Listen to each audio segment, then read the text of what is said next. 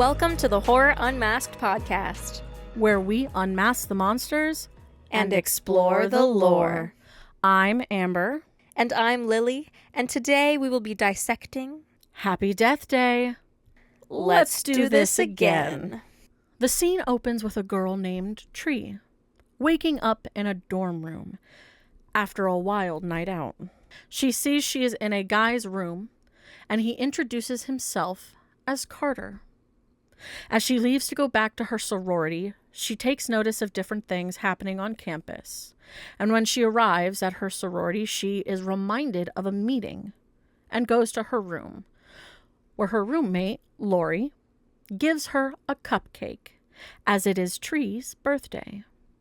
Tree is surprised because usually she doesn't talk about her birthday. Tree then heads off to her class as she's running late. After class, she goes to the sorority meeting where one of the girls is shamed for the food she is eating. Fuck off. Absolutely fuck off. For real, it's none of your business. Absolutely fuck off. And Tree runs into Carter again as he returns her bracelet. Tree then goes to the hospital to see her professor, and they begin making out. Ooh. But are cut off as his wife shows up. Tree, what are you doing? I know, right? Swear to God. It cuts to later that night, and Tree is getting ready for a party at one of the fraternities. On her way to the party, she sees a small music player. I couldn't remember what the fuck that was actually called, but I called it a music player. I could not. Because it wasn't a music box, necessarily speaking. I could not fucking remember what it was. Because it's not a tiny dancer thing. No, I don't know what the fuck it's called. That's okay. Then she is attacked and killed by someone in a baby-faced mask. Real weird. Who the fuck? The baby-face mask is the school's fucking mascot. Yeah. Why? Don't know. Is a baby I don't know. your mascot? I don't know. Didn't ask questions. Suddenly, Tree wakes up in the dorm room again. But she is confused, believing she just had a strange dream. The events play out again, as it did before, causing Tree to be worried. But she believes it's just deja vu. As the night continues, she gets ready for the party. She sees the same music player. She turns around and goes a different way to the party. And when she arrives, it is a surprise party for her. Mm-hmm. As the party goes on, Tree goes to hook up with a guy at the party, but is killed again by the same masked figure. The events of the day start all over again, and Tree is becoming more agitated and panicked as the day goes on. She decides not to go to the party and boards herself up in her room, but she still ends up dying. Literally. Tree decides to tell Cardi. I'm gonna tell Cardi what's up. Cardi Bagardi. Tree decides to tell Carter what is happening, and he helps her by suggesting to figure out who it could be coming for her, making a list of potential suspects. We then see a montage of her trying to figure out who it is before she is killed again. And it is a montage of just a bunch of random shit. She's just like, I'm gonna dye my hair. I'm gonna walk naked through the school because fuck it. I'm gonna die again anyway. Yep. Who cares? And she's killed again and again And again. and again. Spoiler warning. Skip ahead. As Tree again confides in Carter, while they are in a diner, the news plays, and it is revealed that there is a killer named Toombs that was submitted to the hospital. And Tree believes that he is the person who's been coming after her. So she tries to take him out. But Carter shows up and tries to help. But he gets killed. And when she finally corners Toombs, before she decides to kill him, she chooses to kill herself. Because if she kills Toombs, Carter will stay dead. In her final day, quote, quote, final day. Right. She chooses to do good and be supportive of the people around her. And she finally decides to see her dad, as this whole time she's been avoiding calls from him. They reconnect and talk about her mom, who passed away, and how she and her mom shared the same birthday. That must make her B-Day really hard. Yo, real fucking hard. Real hard. Real hard. Tree then is gearing up to take out Toombs and heads to the hospital when she finally kills him. She celebrates with Carter in her room by finally eating the cupcake her roommate made her. When Tree wakes up, she is in the dorm room again and is freaking out when she goes to her room and tries to leave. But Lori tries to give her the cupcake. That is when she realizes she died in her sleep, as she finally had the chance to eat the cupcake. Until then, revealing that Lori poisoned the cupcake, all because Tree was sleeping with the professor. The dumbest fucking reason to kill somebody, but whatever. A fight ensues, and Tree ends up kicking Lori out the window, killing her. Tree wakes up in Carter's room again, but now it is the next day. As his roommate tries to come into the room, he is told to leave, and they share a kiss as the loop has ended. The end. It's so cute. Yeah, I really liked these movies. These movies were good. And there is a sequel, which is Happy Death Day to You, which we will give a little synopsis. Also, I like it because the first one, Happy Death Day, is a mystery, whereas Happy Death Day to You is sci-fi. Yeah, yes. I think it's fascinating. Yeah. I think that's such a cool concept. I agree. But this movie was released October 13th, 2017. Yep. The director is Christopher Landon, distributed by Universal Pictures. You said it was released when? 2017. Music is by Bear McCreary. Mm-hmm. The production company is Blumhouse Productions and distributed by our lovely little Universal Pictures. I have their box office. I do not have their budget. Their budget was 4.8 mil. Okay. Yeah. Their box office was 125.5 million. Mm-hmm. So not like the best, but not like too bad. Yeah. You know. It's pretty mediocre. Yeah. Runtime, hour 36. So pretty short. Yeah. But that also makes sense. Like, how many times do you really want to repeat the same day over and over again without it, like, getting repetitive and kind of boring for the audience? Yes. Like, how many there times has to can be you like go through the same day? A number without them balance being, like, for that. Yeah. Yeah. I'm a little offended, though, because our last episode that we did only had a 22%. That being Exorcist Believer, and this one having 70? Whoa. Yeah. Like, I'm okay with this movie having a 70. I'm not okay with the other one having a 22. That's what I'm saying. I'm like, that one should be in the 80s. Hell yeah. If not 90s. If not 90s. If not, no, I'm just kidding. It's such a stark difference, like my thoughts between Exorcist and Exorcist Believer. But you already, if you listen to that, you already know our thoughts and opinions. Yeah. Kill count, 5. Yeah. That's all I'll say. Yeah. 5. 5 people dead. One of them, like, most of them dying over and over again. That being Tree. Yes. And the professor and his wife in other variations. And Carter and Lori. So, those 5 people. That goes into our cast. Technically. And Tomb. Yeah. Alrighty. It goes into our main cast. Jessica Roth as Tree Gelbman. Israel Broussard as Carter Davis.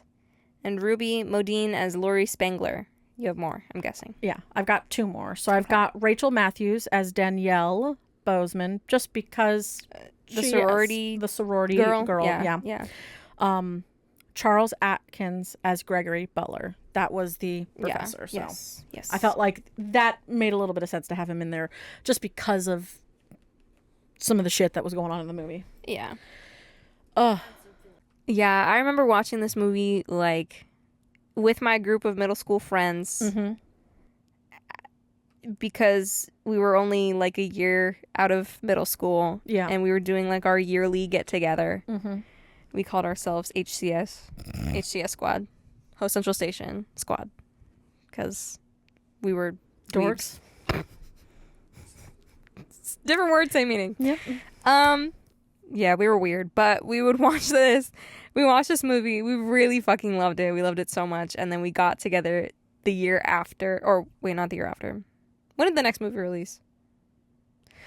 Good fucking question. I don't remember. But the next movie released, and we got together again and watched that one as well, because it was just like, oh my God, cute little anniversary reunion thing that we do. Yeah. But it was awesome. We love this movie. It's near and dear to our HGS hearts. Yeah, it's a fun movie. It's definitely fun. It has humor, but it also has like, you know, it's not scary. And no. Other than the part when like, okay, your heart rate goes up a little bit when, you know, Tree's killer's coming for her the first couple times. Yeah, And then definitely when Carter is killed. Oh yeah. Oh yeah. But it's never like ultimate fear sort of situation. Because at a certain point she's like, come at me, bitch. You've already done this a million times. Yeah, literally. It's almost like it's almost as if she's in her own video game. Yeah, yes. It's just she just keeps losing. And some of the ways she dies are pretty yeah. pretty gnarly. Because you also have to understand that like the montage is when she's being killed. Yeah. She's actively being murdered for the most part every single time. Yeah. Every time. So, yeah, it's a death of some kind happening. And although we didn't mention it, in the movie itself, it's revealed that every time she goes through a loop, her body's becoming weaker because she's sustaining some kind of trauma in her body associated with her deaths. Yeah, so the more deaths she takes, like the worse off she is. Yeah. So the weaker she gets, the more tired. It's just, you know, The things that worse it happen is to you for when her. you die Yeah, exactly. over and over again. But yeah. Wouldn't that be so shitty if that's how actual video games work? Like, the more you fail a task, the harder it is for you to complete the task. I mean, there are some games that have a mechanism in them where it's either like a rot or a curse that's on your body that every time you die it grows. Ooh. And that when you reach a certain amount of deaths, like your progress gets kind of like stunted. So there's definitely, but there's also like usually an aspect inside the game where you can like take a medication or do a something, but they're very rare that can help you kind of alleviate that. But yeah, there's definitely games that are kind of have that kind of aspect to them. Right. So yeah. Would you like me to go? Yeah. Alrighty. I do not have a lot of notes for this, but so for the most part, here we go. So obviously, this movie is a mix of Groundhog's Day meets Scream. I can talk a little bit more about that later. Yeah. So one of the key elements of the movie, particularly when she wakes up and travels through the quad of the college on the way to her sorority, we're experiencing the overall, like, you know, we're getting different versions of that happening. You're right. So once you get past the second wake up, the look of the movie starts to slowly change over time. So while the shots are very similar, they change the color treatment of the shots. At the beginning, it looks warm and natural, much like a typical college movie. By the time she woke up the 6th or 7th time, it becomes quite a green and grim, sickly tint over the picture. I like that. And they went through 4 different stages as she wakes up. The color and the look is reflecting her state of mind. So David Fincher, the director of Seven and Gone Girls and other great movies, is well Gone known. Girl's nuts. Is well known for his very somber greenish cinematography. Mm-hmm. So they called it the Fincher look as they were progressing into it. They would set it up in the camera so the monitor would show the look that they were applying. They started off with Happy Death Day as normal. Then they had semi-normal. Then half Fincher look. Then the full Fincher look, which was the full Gone Girl feeling in the color. Mm-hmm. That was a good handle for them to know where they were in the state of Tree's mind. Yeah. She really thinks she's going crazy, as you would expect she would if she's waking up and getting murdered over and over again. Especially if she thinks she's found her killer. Yeah. Just to wake up again and be like, what the hell? Yeah. So I thought I finished this. Exactly. Her mental state works with the look. Because she wakes up and thinks she's solved the mystery. And in this moment, everything springs back to the colorful, bright, warm tones like the beginning of the movie. But obviously, that's a red herring. Yep. So I love red herrings. Yeah. It's definitely interesting. I kind of enjoyed that idea because it's subtle. It's not obvious. Mm-hmm. If you started at the beginning of the movie and then probably skip forward, you'd be like, oh. Yeah, but as you're watching it, you don't really it's a notice. Nice, subtle it's transition. It's just more like adds to your feeling rather than like exactly you being like, oh, there's a visual change. Look. Yeah.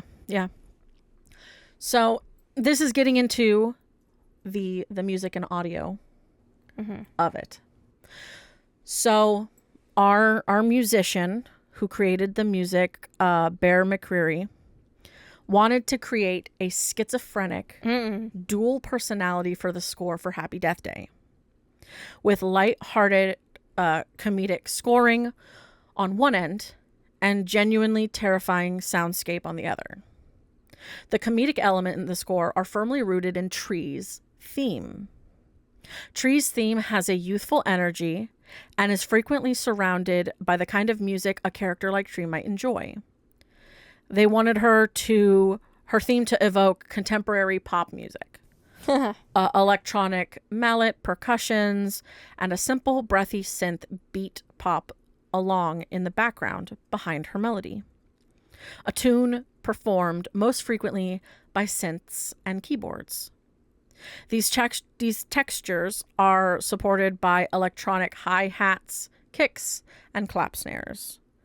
They wanted her theme to feel like it could break out into an auto-tuned pop song at any moment. This sassy attitude in the score best represents Tree at the beginning of the film. Confident, cocky, and self-centered. For sure.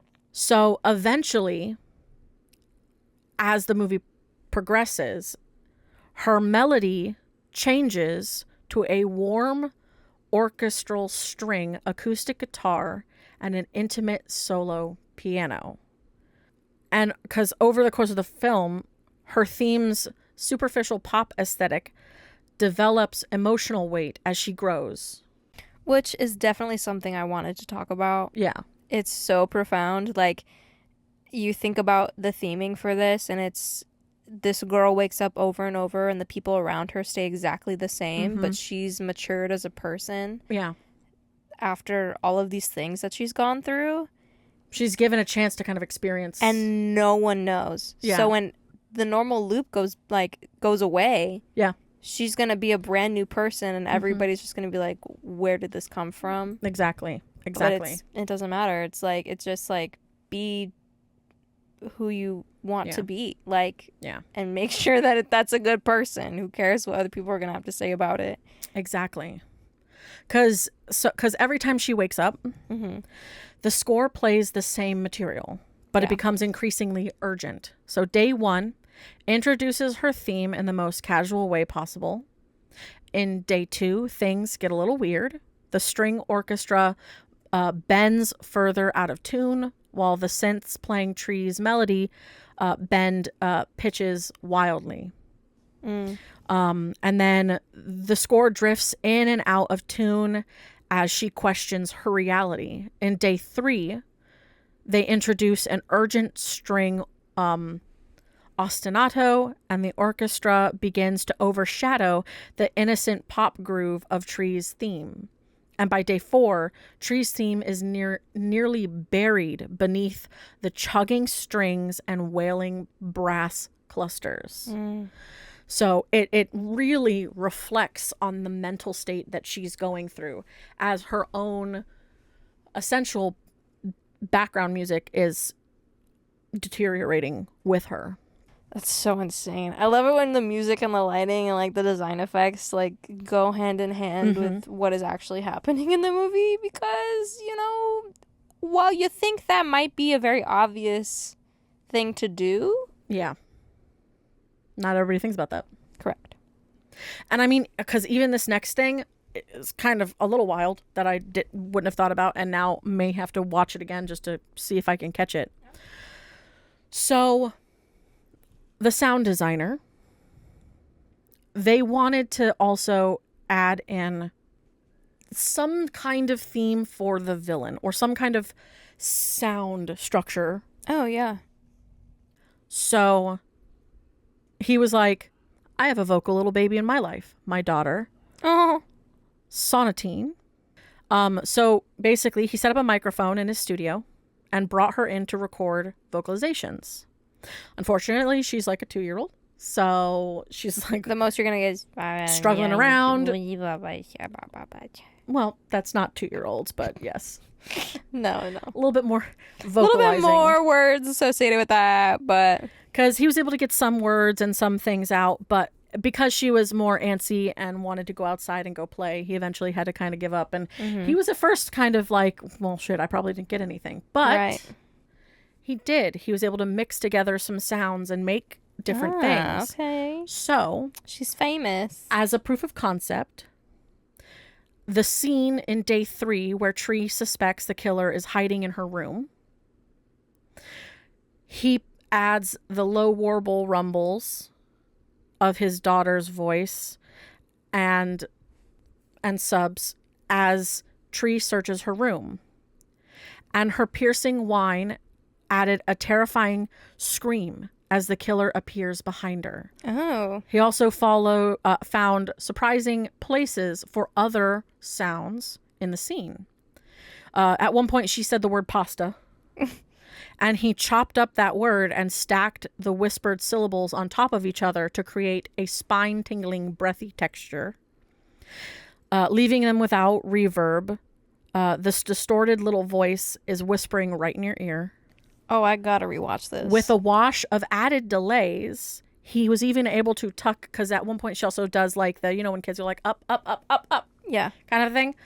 She does that in an ascending order, and he was able to tuck that in to it as well as Tree reaches towards the curtain, fearing the killer lurking behind it. Sound designers are so insane. Yeah. He literally created a auditory sting for the villain by using his daughter's sounds. That's wild. His daughter's a villain. And she is mentioned in the credits Aww. as being the babyface villain voice. That's cute. That's really cute. So I thought that was very, very fun. Oh, for sure. But yeah, that literally is all of my freaking notes, because there's not really a lot of special effects, because most of the deaths you don't see. Right. Or most of the deaths are not, they're not extreme.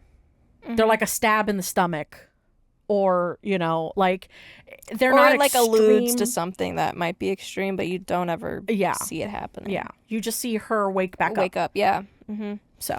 Well, if that's your notes, you're going to be even more disappointed in mine.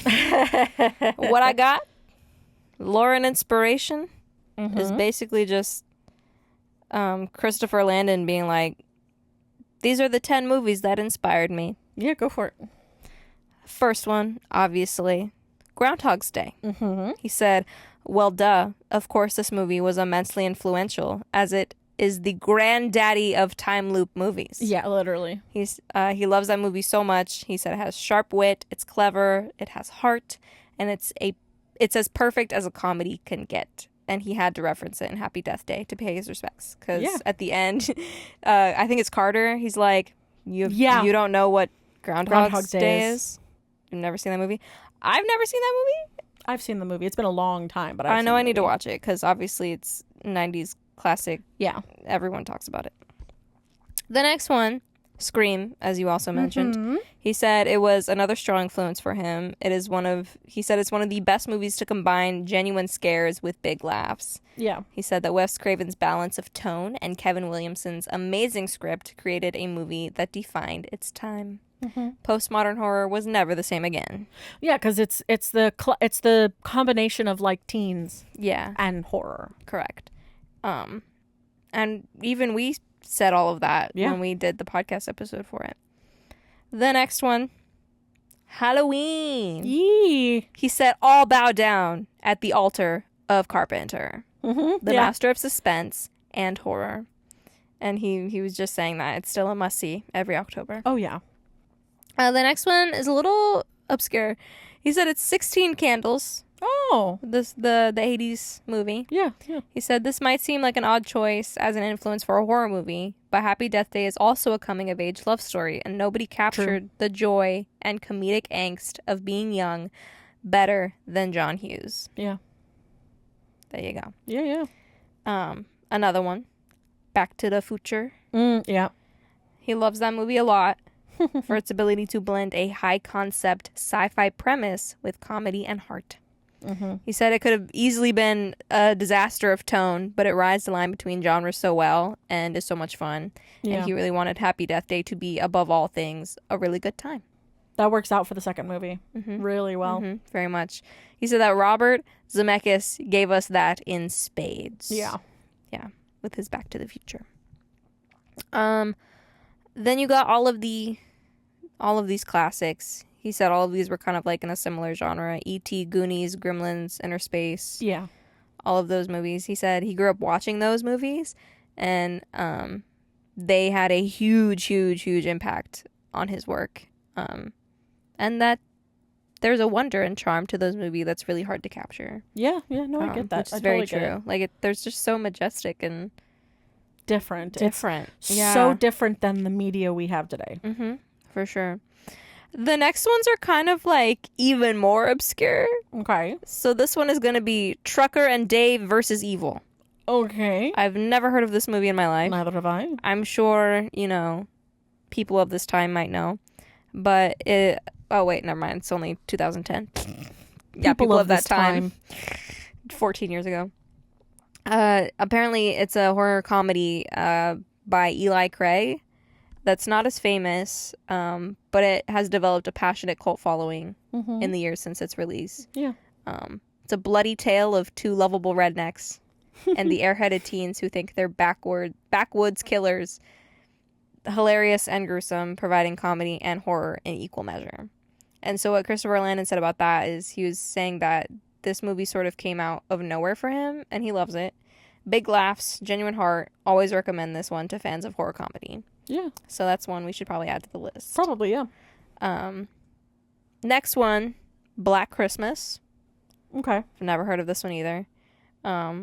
And apparently it's been imitated many times over the years, but it's from the 70s, I believe, or the 80s. One of the two. But it apparently is a defining horror classic and doesn't get enough credit.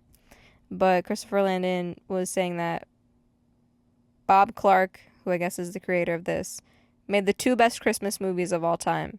One that's hilarious, A Christmas Story, which I'm going to beg to differ on that one. Christmas Story is kind of mid. And then this often overlooked gem that is scary as hell. So Black Christmas versus A Christmas Story. He did both of those. Yeah. So when a stranger calls, gets all the love for the caller and the house premise, but this movie did it first. And he says, frankly, did it better. Yeah. So I don't know. Gotta add that one to the list as well. Yeah. Also, the next one was Heathers, Oh, okay. which was also really weird. Which I think has the same actors as Black Christmas. It's got Winona Ryder in it, Oh, yeah. so that's pretty cool. He said it's got wit, some of those memorable dialogue ever. OG Mean Girls, and he loves it, Yeah. as he should. And then Groundhog Day. You're in a time loop, and this list is starting again. Is what he said. That's cute. It was very cute. I like that. But yeah, that's pretty much it for lore and inspiration. I mean, there's so many movies and so many TV shows Yeah. that have done a time loop. Oh, yeah. Like Groundhog Day, obviously, Edge of Tomorrow, Source Code, Palm Springs, Yeah. Before I Fall, Looper, Boss Level, The Endless. Those are all just the movies. Yeah. As for TV shows, it's Russian Doll, Groundhog Day for a Black Man, I guess is a short film about a black man Mm-hmm.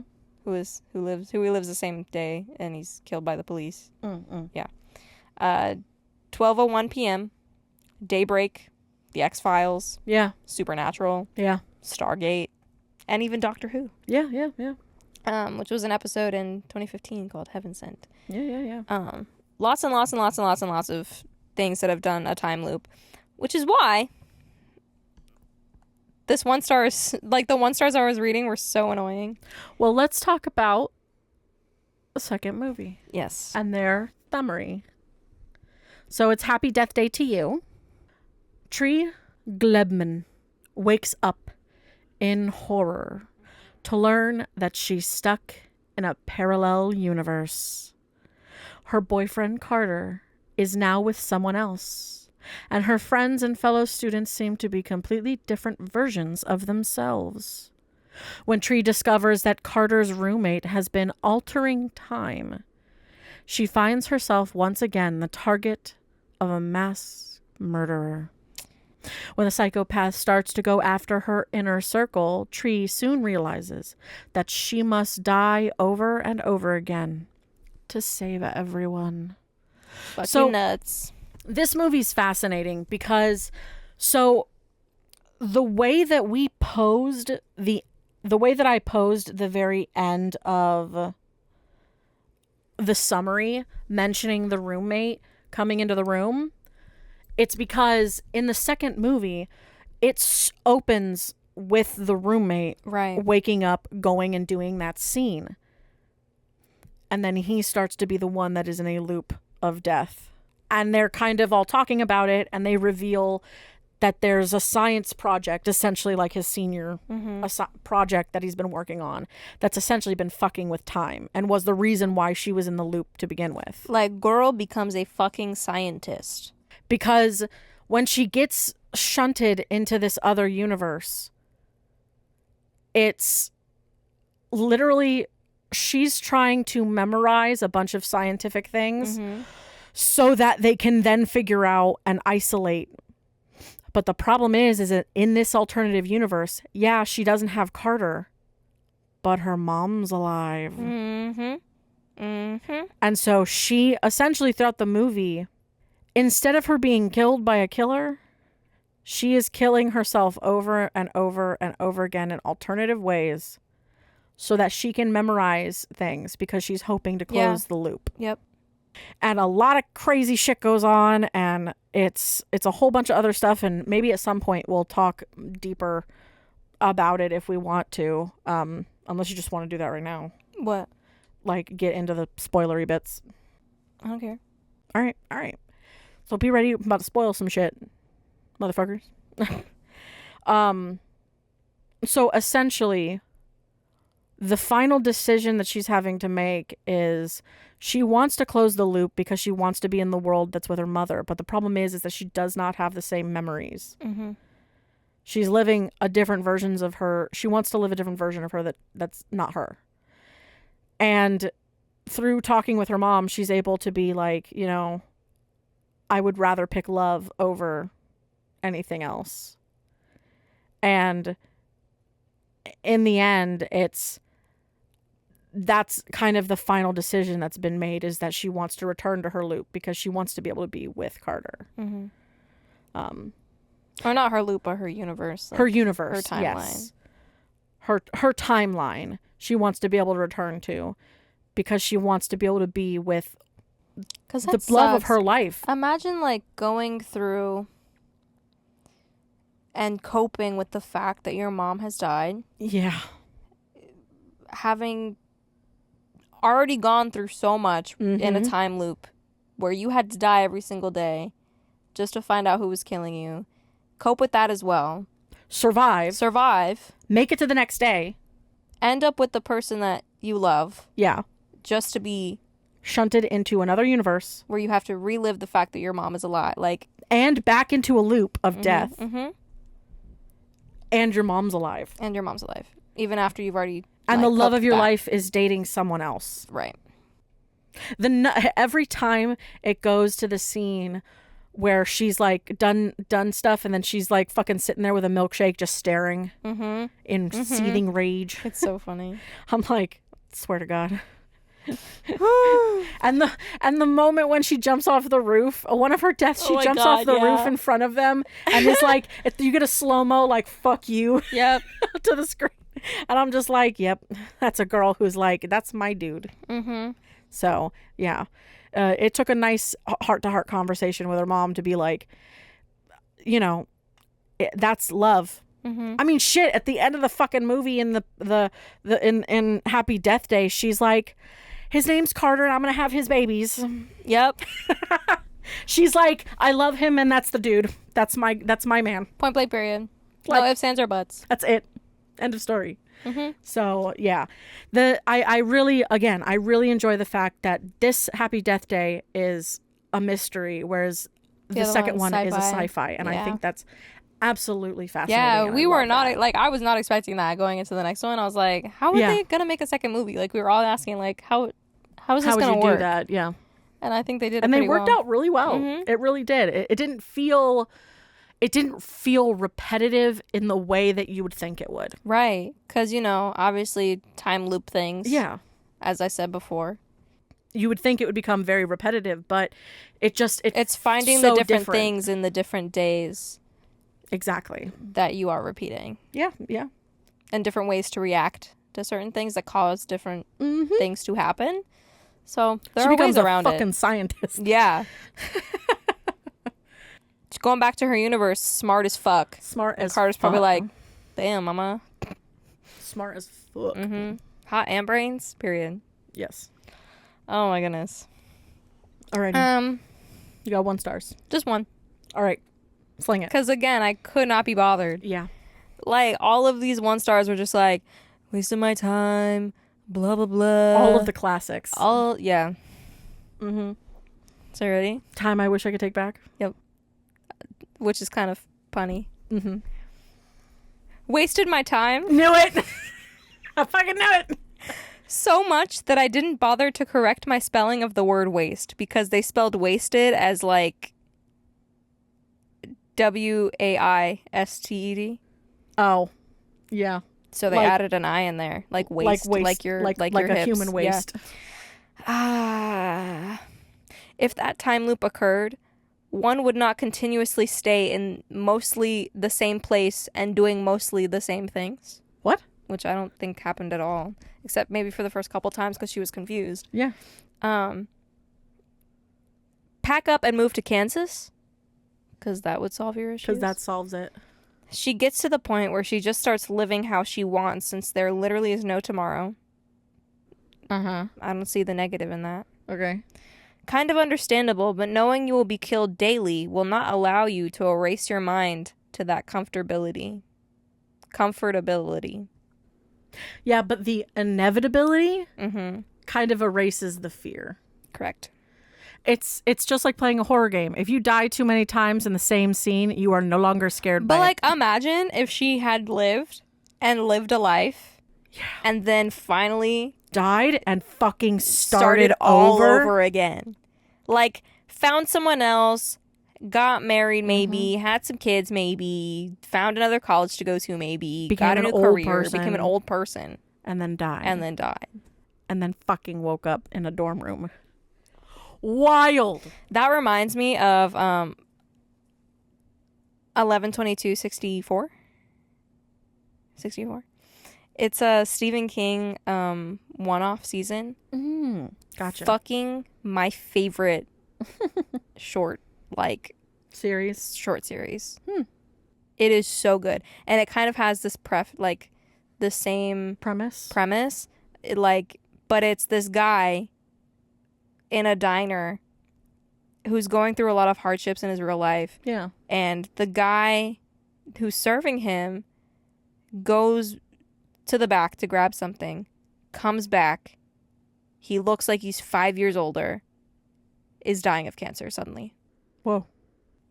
The character, the diner owner tells the guy, yeah, there's actually a portal in my diner that takes you back to 1960. Damn. And you can come in and out as much as you need. Damn. Obviously, you still age. Yeah. You still age and stuff, which is how he, you know. Yeah, when he came back, he was, But basically, he's like, yeah, so my whole goal has been trying to stop the assassination of JFK. Gotcha. But that's not, really... yeah, that's a big part of it, but there are so many other things that are happening within that 4-year period trying to stop that assassination. Yeah. He goes back and forth many times. Yeah. And, because something fails, something, doesn't go right, he's trying to figure out all of the different mysteries to this death and to this assassination. Finds love. Yeah.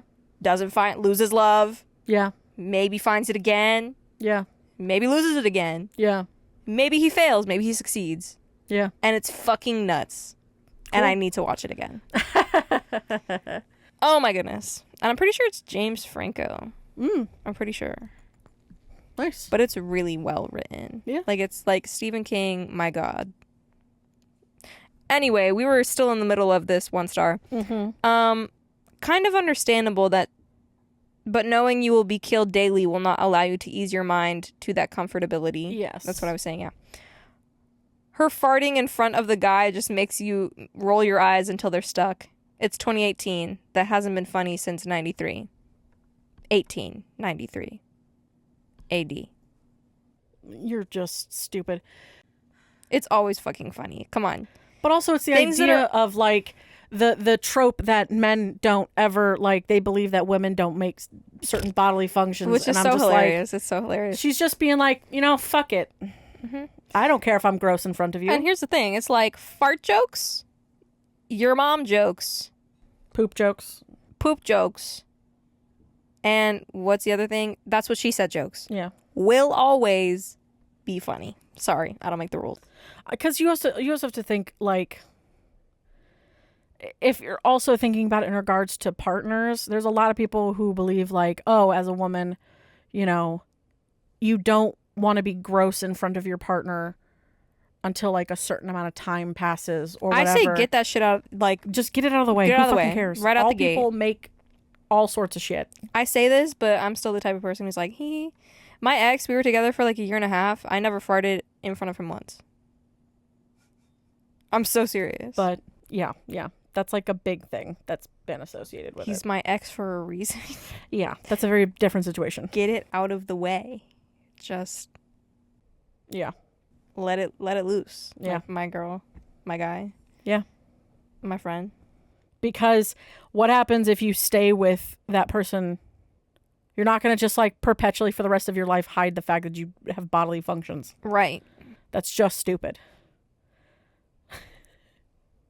It's just stupid. We all poop, we all fart, we all pee. We all burp. We all have earwax. Yeah. And smelly breath sometimes. Yeah. Most of us throw up. I wouldn't say all, because some people know how to hold their stuff down, but... Sometimes not by choice. Right. But yeah. Very short one today. Yeah. Alrighty. Next week, it's going to be Reddit scary stories, just to give us a little bit of downtime. You can send us an email at horrorunmasked@gmail.com. You can follow us Instagram and Twitter, X, at Horror Unmasked. You can listen to us on Spotify, iTunes, Amazon Music, Audible, Pandora, and YouTube at Horror Unmasked Podcast. Like, comment, subscribe, thumbs up, 5-star, and all that. And I think with that, There's only one thing left to ask. Will you fear? Or will you fear not?